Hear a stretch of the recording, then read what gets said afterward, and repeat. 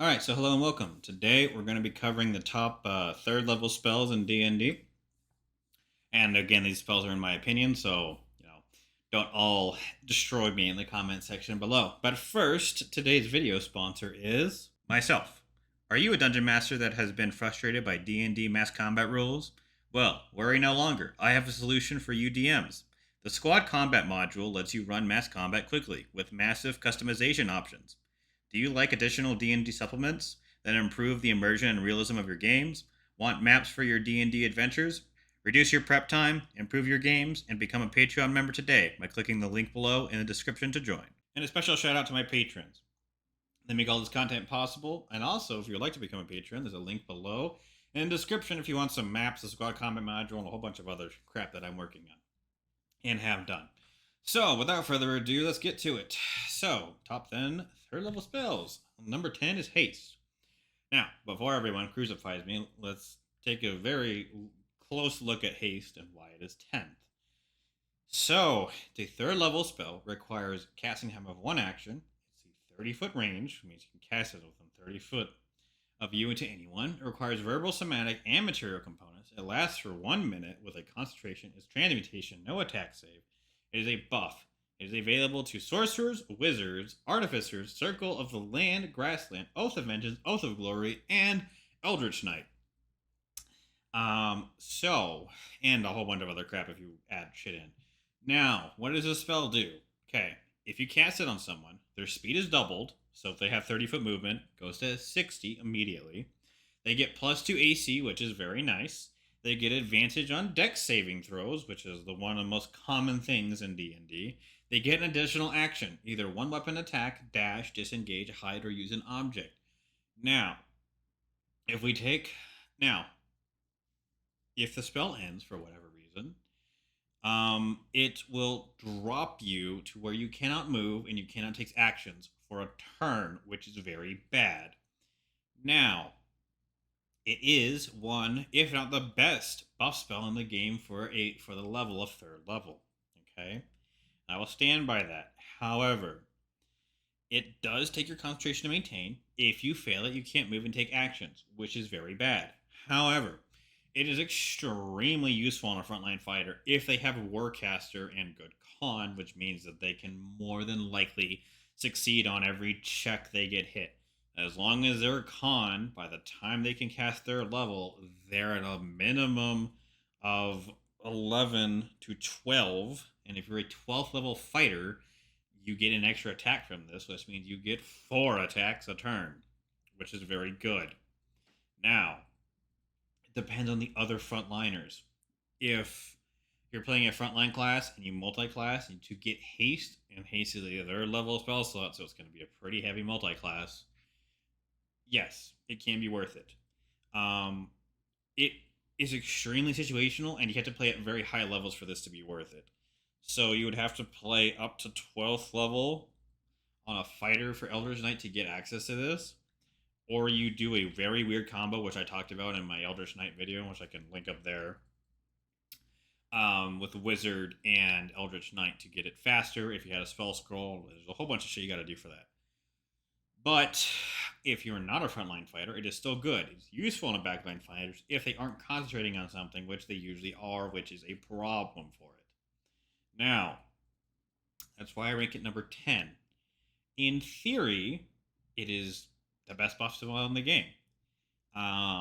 If you can get it on you and you don't have to do concentration on it. There's a whole bunch of variety of things you could do for that. You could have like a robot summon it for you. You could have a spellcaster that's not your party member do it for you and them just hide. There's a variety of things you can do, but the one extra weapon attack is very, very useful, especially if you have Great Weapon Master. Pairs with Great Weapon Master, you do stupid damage.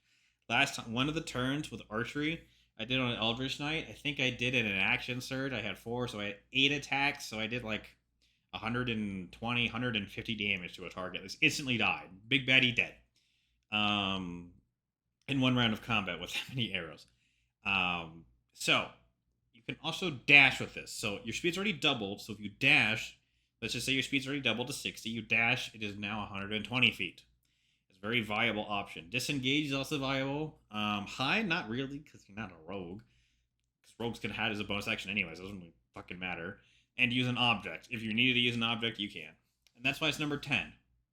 Controversially, number 10, still one of the best buff spells in my opinion, but just extremely hard to get on a fighter that it is extremely useful on.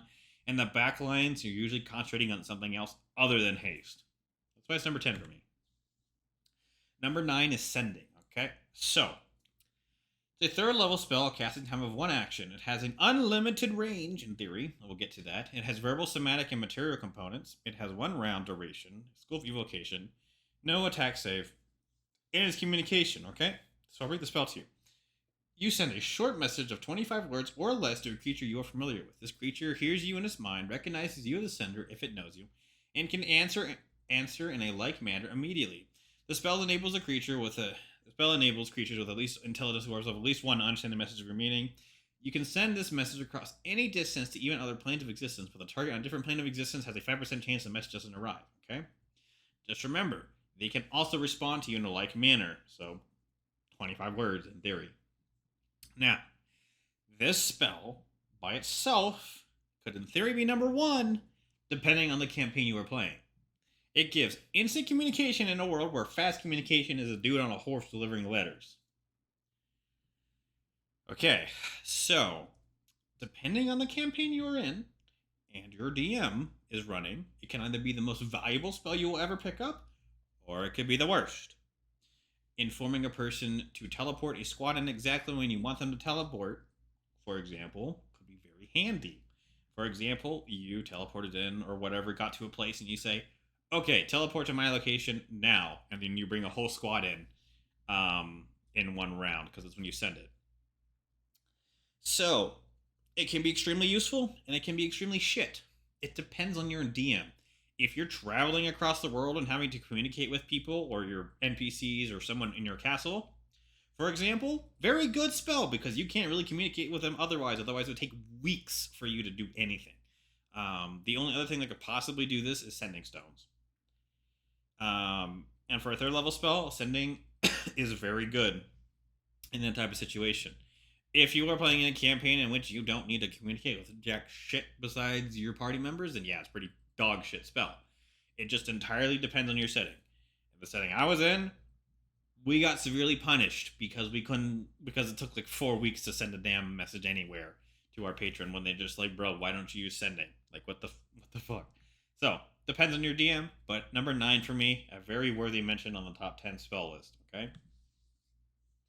Number 8 is Fly. It's a 3rd level spell, casting time of 1 action, range of touch, you gotta touch yourself. Verbal, somatic, and material components, duration of 10 minutes, concentration, transportation, attack save none, movement is the effect, okay?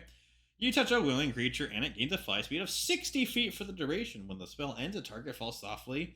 If the target falls, it's still aloft unless it can't stop the fall. It is still aloft unless it can't stop the fall. So it don't be flying when the spell ends. So it falls if it is still aloft, unless it can stop the fall. So don't fall. So you now fly. You have limitless possibilities. Legitimately, you could fly up to a tower, fly through a castle. There's a whole bunch of crap you can do with this. Use your brain. Limitless utility, and in combat and in outside of combat. So if you fly in combat and the creature for some inexplicable reason doesn't have any range attacks, well, you just win. Because you can fly there for 10 minutes and shoot him, and he's just having to sit there being like, oh my god, I'm getting shot, what do I do? However, most experienced DMs give their enemies a range option or some way to get to you and kill you. So not really useful in my opinion on that. If you upcast Fly, you can give it to more people and they can fly. Okay, if you upcast it to 4th level, you get 1 additional creature. It does take concentration and it only lasts for 10 minutes. Now, for example, if a rogue somehow can be an arcane trickster, cast invisibility on themselves, and then you give them Fly, you can start gaming. A rogue that is stealthed, invisible, and flying does whatever he wants to do, and it's kind of stupid, honestly. But yeah. Also, they fly now. So that's why it's number 8 for me. Also, it's available to the Sorcerer, Warlock, Wizard, Artificer, and Arcane Trickster, and Eldritch Knight, and anybody that can cast the wizard spells. So, that is why it is number 8. Number 7 is Catnap. Now, this might be very controversial, but yeah, I don't care. Third level, one casting action of one time, or one action. Range of 30 feet, somatic and material components, no verbal, is one of the spells you don't have to use that is unaffected by silence. Duration of 10 minutes, enchantment, affects no attack save, and it's a buff, okay? You make a calming gesture to 3 willing creatures you can see within range, then they basically fall the fuck asleep for 10 minutes. They go unconscious, and you can wake them up, and there are ways to wake them up. They're not just like dead for 10 minutes. You can get them up in case you need them. So, 3 willing creatures take a short rest. What can you do on a short rest? You get abilities back. You can roll all their hit die. Those are the 2 things you get out of this, okay? On a fighter and a warlock, they get all their shit back pretty much. Fighters get their action surge back. Warlocks get their spells back. And both can roll their hit dice. And anybody that isn't them can definitely still roll their hit dice and definitely get something back on a short rest. Now, this depends on the game your DM is running. If it can be extremely useful or it can be neither useless. But often more times it is useful. And the various reason for that is usually a short rest is either 1 to 2 hours. Now, this makes it down to 10 minutes. Okay?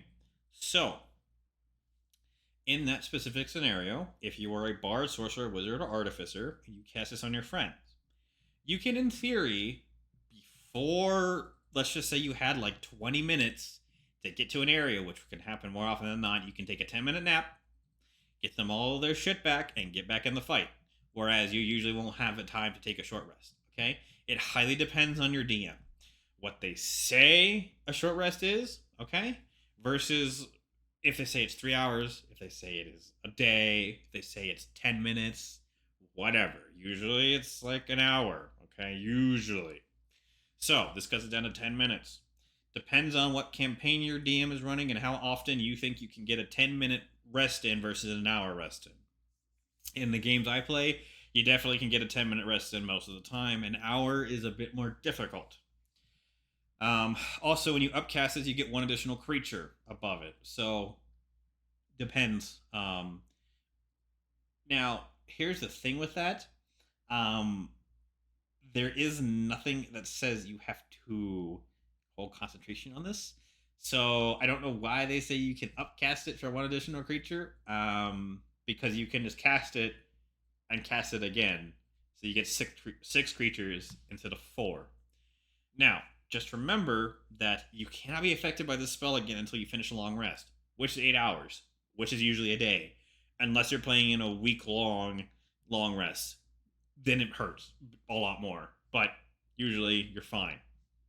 So, remember, cast this twice at 3rd level. If you want more people, don't upcast it. And depends on the severity where your DM is going to let you take a 10-minute versus an hour short rest. I mean, it's up to you and your DM. If your DM is hard, then this spell is very useful. If your DM isn't hard, then not really that useful. So that's why it's number 7, somewhere in the middle of the best spells in the game for 3rd level. All right, so number 6 is Galder's Tower. Let's break the game for a minute, all right?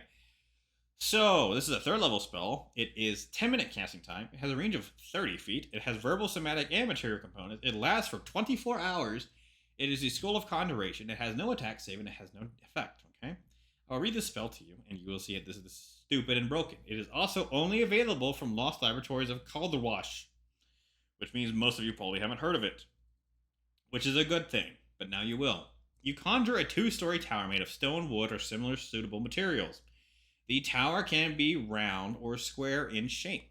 Each level of the tower is 10 feet tall and has an area of up to 100 square feet. Access between levels consists of a simple ladder and a hatch. Each level takes one of the following forms. When you cast a spell, you can read the rest. The interior of the tower is warm, dry, regardless of the conditions outside, so this is extremely useful in Frost Maiden, because you will no longer freeze to death. Any equipment or furnishing conjured in the tower dissipates into smoke if it is removed. At the end of the spell's durations, all creatures within the tower that were not created by the spell appear safely outside on the ground, and all traces of the tower and its furnishing disappear. You can cast this spell while active in the tower. It exists for another 24 hours. Basically, if you keep casting it, if a long rest is only 8 hours, and you keep casting this, you basically have a tower forever. And if you cast it in the same place, you get it for a year, okay? When you upcast this spell to 4th or higher, you get an additional story of the additional items you can get there. So like a bedroom, a dining room, a lounge, or a washer. Okay? So, let's just talk about how fucking broken this is. So, you just get a damn tower wherever you want as long as you take 10 minutes to cast it, which you can. It's a wizard only spell from Lost Laboratories of Kettlwash. You literally make a tower appear from nothing with 2 stories for 24 hours. You take a long rest inside and you can do your studying. You never sleep outside again. You will make your DM cry why this is in the game. Okay, this fucking breaks everything. You want to travel? Your DM wanted to play Frost Maiden? Tell your DM to go fuck themselves. You wanted to play, your DM's like, oh man, we're on a dangerous road. You're like, bet I got a solution. Let's just make a damn tower in the middle of the forest and you're safe inside for your entire rest. Yeah, this spell breaks the fucking game. And honestly, this spell could be number 1.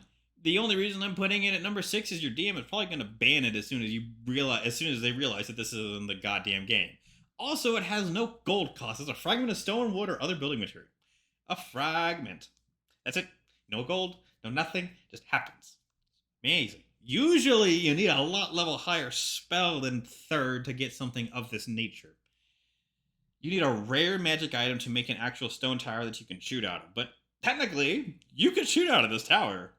And it doesn't have an HP pool. So you do what you want. Yeah, this spell's broken and it's at 6th level, or 6 of the best slot, because your DM's probably just going to ban it when they see it. If you can't take Galder's Tower, which you can't, probably more than likely, when your DM finds out, you take Tiny Hut if your DM bans this spell. Tiny Hut basically gives you a dome that is very warm inside and basically will stop frost maidens from killing you, and it's opaque, so it's not invisible, and you can shoot out of it. There's a whole bunch of other shit you can do with Tiny Hut. But basically, you take Tiny Hut if you can't take Galder's Tower, because Galder's Tower is broken. That's why Galder's Tower is number 6, because it's broken and probably going to be banned, and it would be number 1 if it's not banned. There you go. Okay, number 6. Number 5 is Spiritual Guardians, alright? So, it's a 3rd level spell, casting time of 1 action, range an area of self, and it's within 15 foot of you. Okay, it has verbal, somatic, and material components. Duration 10 minutes, this is going to be important. Requires your concentration. School of Conjuration. It's an attack / save of Wisdom, which is very good. It does radiant damage, which is extremely good. Okay, basically, you call forth spirits around you within 15 foot, so think enemy person. And they can be angelic or fey, your choice. If you're evil, they appear fiendish. And when you cast a spell, you designate any number of creatures that are around you to be unaffected. So all your party members, everyone else, as an enemy's creature speed is halved when they're within the 15-foot sphere of it. And when they enter it for the first time on the start of their turn, they must make a Wisdom saving throw. On a fail, they take 3d8 radiant damage if you're good or neutral, or they take 3d8 necrotic if you are evil. On a successful save, the creature takes half damage. Okay. Remember, this pops every time it is either its first time on its turn or it starts its turn there, so it continuously goes off. At higher levels, when you upcast, it does 1d8 more damage, and it has no requirements for money. The holy symbol is on a cleric, war domain, and oath of the crown. Okay?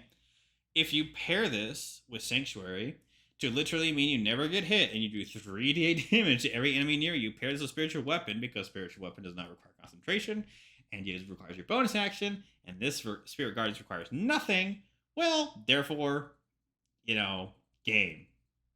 So Sanctuary, what this does, is basically a 1st level spell. You ward a creature within range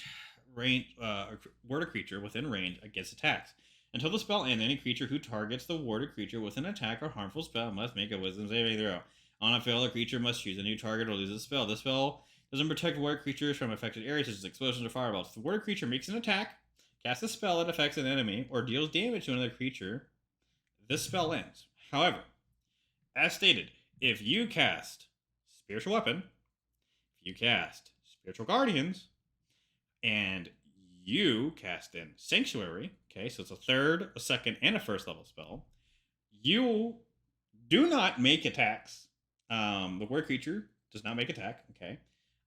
So it doesn't affect you. You don't cast a spell because you have Sanctuary on and you're doing nothing. And you're dodging. You can also dodge on top of this. Or deals damage to another creature. You're not dealing damage, technically. Again, this is specifically how it is rolled. If you would like to check out D&D Shorts, he has a whole video on this bullshit. But basically, you can walk around and kill everything and not be hit all the time. Depends on your DM. However, I would probably rule that no, you are doing damage to a different creature. You're just trying to break the rules. So up to the DM. Probably won't allow it, but hey, it's also available to clerics, artificers, peace domain, oath of vengeance, oath of redemption, and the genie. Okay, even if you can't do the sanctuary spiritual weapon bullshit, what you can do is the spiritual weapon and the spirit guardians, and keep your actions as long. Well, you're going to get hit this time, but that's the only difference. The enemy's speed is halved while within the range, and it's a 10-minute spell that does 3d8 damage to every creature near you. This is very, very strong for a third level spell. This technically there's no limit on, as long as they're within range of you, you do the damage in the last 10 minutes. Most combats are over and within 1 minute, but if you're in a prolonged dungeon and you're going to run into combat every like minute or two, then this is a very, very, very good spell. And it is why it is number 5 for me. Again, if you want to know the combo with Sanctuary and know it better than I do, then check out D&D Shorts because he did a video on it. If your DM runs raw and doesn't bend the rules. If he bends the rules, then it gets fucked. But otherwise, do what you want. That's why it's number 5. Number 4 is Counterspell. And you might be asking, what the fuck?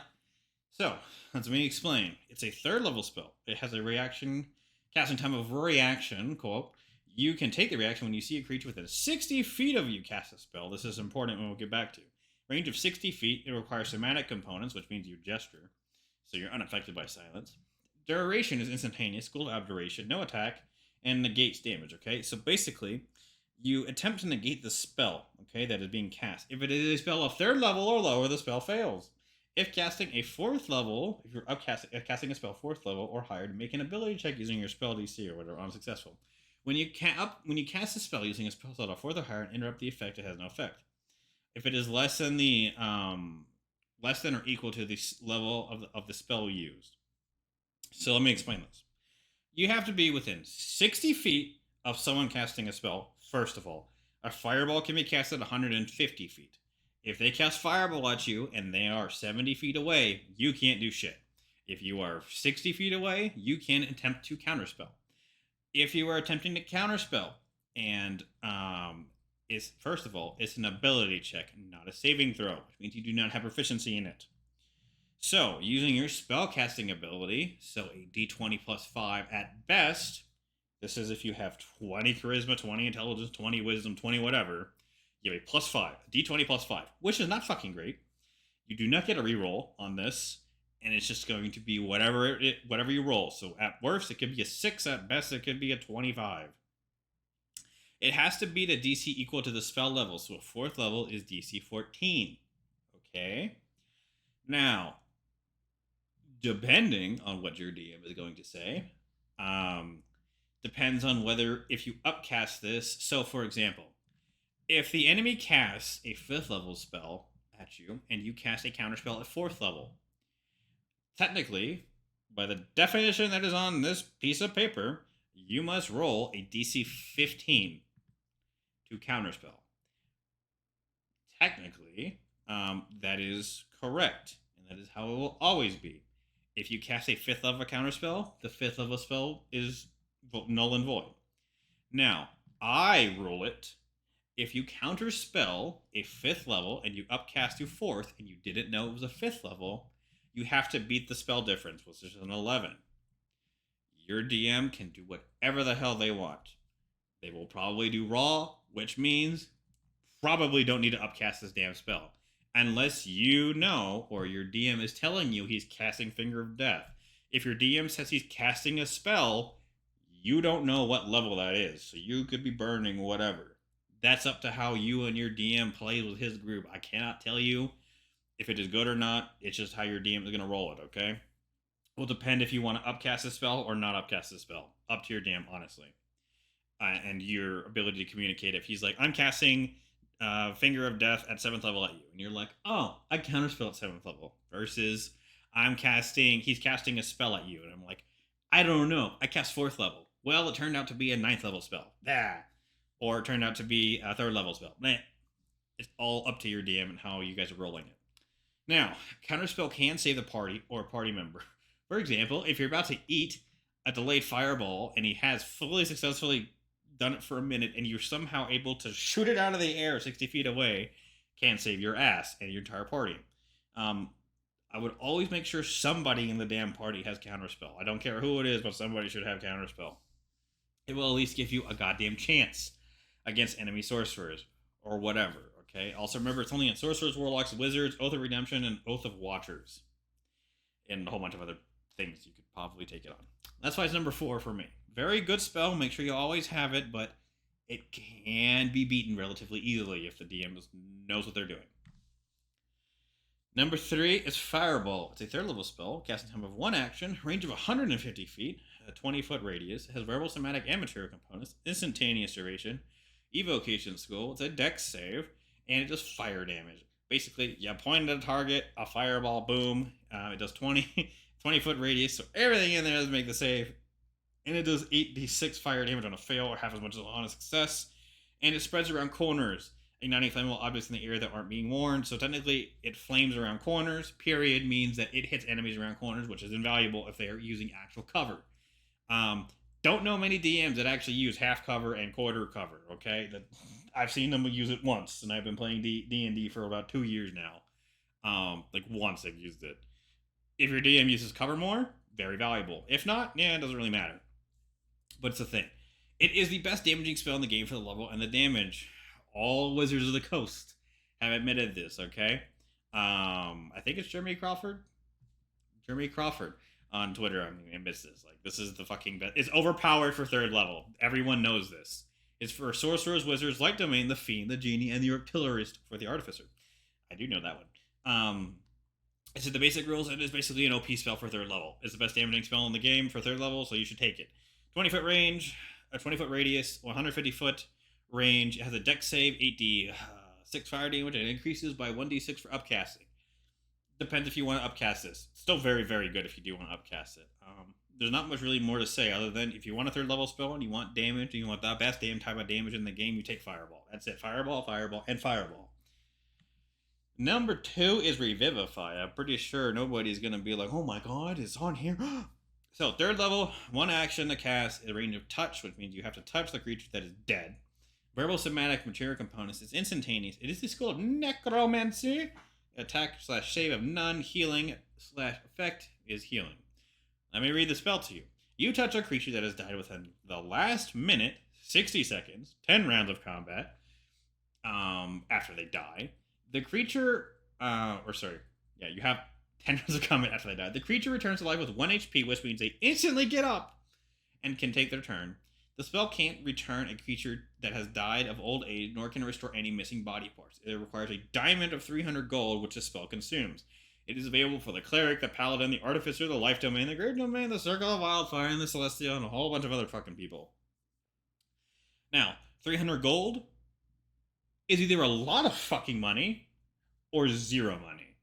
This entirely depends on your DM. I cannot tell you. It's either a fuck ton of money or it is literally pennies. I don't know. Their D&D has no economy. Can't help you. You revive someone that died in the last minute. So, let's hypothetically say that a party member failed 3 death saves, and they're dead. And you get to them, and you cast Revivify. They get up with 1 HP. Now, depending on the turn order, after they're dead, they either get back their turn or they reroll initiative. Depends on your DM. Just remember that Revivify does not heal someone that is missing their head. It does not restore any missing body parts. If their leg is cut off because your DM is a mean son of a bitch like me, or they cut off their head, or they make sure they're actually dead and cut their head off, Revivify doesn't work. They can't be restored to life if they're missing a body part like their head, or it's been more than a minute. And the way I would like to think about this is like CPR, kind of. It's like CPR to restart their heart, and then they have an irregular rhythm, and then you shock them, and they're alive. In that order, but, whatever. Because remember, if a defibrillator is to restart an irregular heart rate, not to get you back from 0. If you don't have a heart rate, they can't defib you. Health fact to know. Now that you know that. So, Revivify is very fucking good. Let's all be honest here. If you're doing raw, very good. Critical Role, everyone knows they don't technically do this. They do some other weird shit about rolling a DC and the soul comes back to the body. Again, different things you can do here. Raw, this is very good because if a creature dies with 3 death saves, you get them up with 1 HP. They technically get up either on their turn or reroll initiative, and they continue fighting. And there is no penalty for going dead in D&D. So, yeah, there you go. That's why Revivify is number 2. Always fucking make sure somebody has this in the party, please God. Make sure somebody has this in the party. Other than that, it's Revivify. You get up after dying. Very useful. And the number 1 is Slow. Now I'm going to get yelled at for this, but let me hear me out first before everyone starts keyboard worrying everything. Slow is a concentration spell. 3rd level, for casting time of 1 action, range of 120 foot, and has a 40 fucking foot cube, which is massive. It has verbal, somatic, and material components. It has a duration of 1 minute. It requires your con, as I said. Transmutation is a school. Wisdom save, which is decent. And effect/damage is control. Okay? I'll read the spell. You alter the time around 6 creatures of your choice in a 40-foot cube, which is massive. Each creature must succeed on a wisdom saving throw or be affected by the spell for the duration. This is important to remember here.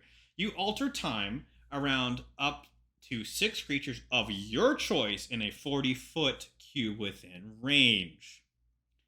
You can drop this on your party if you are all surrounded and pick 6 creatures of your choice to get affected by this. That is important to remember here. An affected creature, okay, has -2 AC, -2 on all their dex saving throws, cannot use their reactions, either has to use their action or bonus action, not both, and only gets 1 attack on a multi-attack. If they are a spellcaster, they have to roll a d20 if they're casting a spell of 1 action. On an 11 or higher, the spell doesn't take effect until the creature's next turn. And the creature must use his action on that turn to complete the spell. If they can't, the spell is wasted. Okay? If they roll below, well, they don't cast a goddamn spell. That's very good. On an 11 or higher, the spell doesn't affect until the creature's next turn, and they must use their action on a 10 and lower, they do actually get the spell off. So, again, you have odds of 45% chance of telling them to go fuck themselves on their spell. Or at least delaying it for a little bit, okay? That is very useful. Now, a creature affected by this spell makes another wisdom saving throw at the end of each of its turn. On success, the spell ends, okay? There is no cost to this spell. It's a sorcerer, wizard, order of domain, and circle of the land Arctic spell, okay? Now, this spell is very fucking good because you can drop it on yourself. 40-foot cube is massive, and 6 creatures of your choice in a 40-foot cube within range. That's fucking insane, okay? This is the best debuff spell in the game for 3rd level, okay? Maybe one of the best debuffs in the entire game, okay? Because no reactions, action or bonus action, not both, and they only get 1 multi-attack. If you go up in levels and they get to like 15 or 16 CR and you cast this on someone that can make like 5 attacks, or you cast this on 6 creatures that can make 5 attacks and you make them all make 1 attack, well, that's so much damage they cannot do for a good while until they, succeed on the wisdom saving throw. And if you cast Fireball on them, well, congratulations. They have -2 on their dex saving throws, okay? Also, another thing is that a creature does not do a save when they get hit. It's only at the end of its turn, okay? It's very important to remember. It means you can beat the shit out of them, and they won't get additional saves. They only get the one at the end of their turn, which is very useful, okay? This is why, in my opinion, Slow is the best 3rd level spell in the game. Just hands down, okay? The amount of debuff that this gives to 6 creatures is fucking insane. It has a massive range, massive debuffs, and does everything you need a debuff spell to do for a minute, okay? I can't really think of a better spell than this for 3rd level if you're going to cast this on someone. This can end counters in your favor so hard. It's kind of funny. Think Haste, but on 6 people, except the reverse of Haste. Except it's like Haste, but, oh, I'm fucked. That's basically the spell. So that's why it's number one, and that is why I will leave it there. So if you guys enjoyed this video, go ahead and hit that like button. Otherwise, on your screen on the top right should be a thing that's going to take you back to my second level spells that I think are the top 10. You can go click that video right there. Otherwise, there's a link in the description to go to my Patreon if you want maps and a whole bunch of other squad combat module, a whole bunch of other shit. Otherwise, I shall see you people next time. Have a good day.